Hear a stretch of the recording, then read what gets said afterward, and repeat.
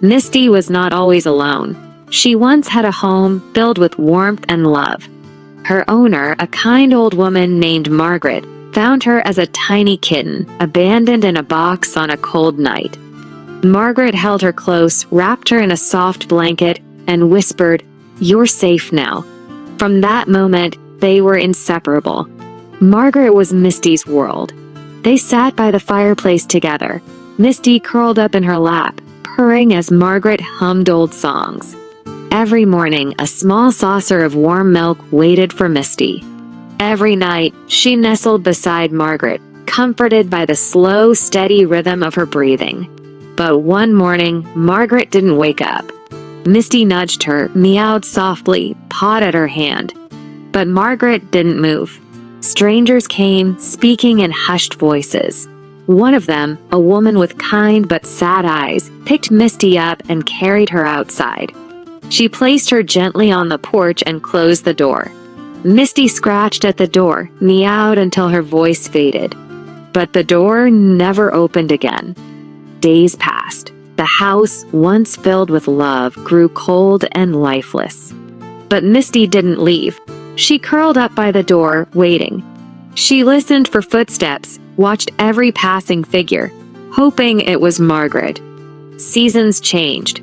Snow covered the ground, melted into spring rain, then gave way to the heat of summer. People walked past, some left food and water, but none stayed. The world moved on, but Misty remained. Her fur lost its shine, her body became frail. But she never stopped waiting. One chilly evening, a little girl named Sophie walked by with her mother. She saw Misty curled up on the doorstep, shivering. "Mom, look at the kitty," she said. Her mother sighed. "She's been here for a long time, sweetheart."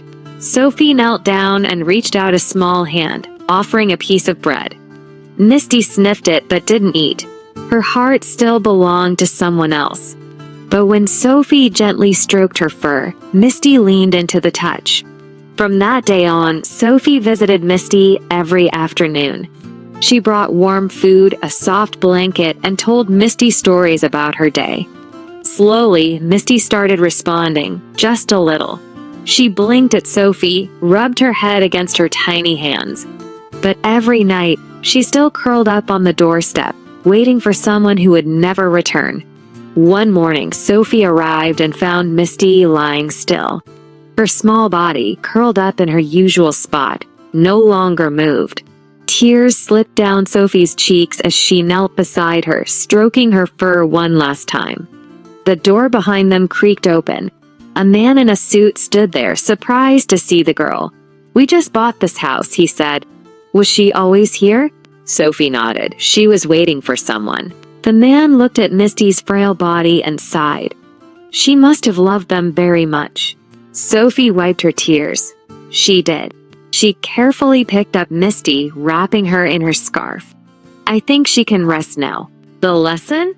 Try to be kind always, wherever you find yourself.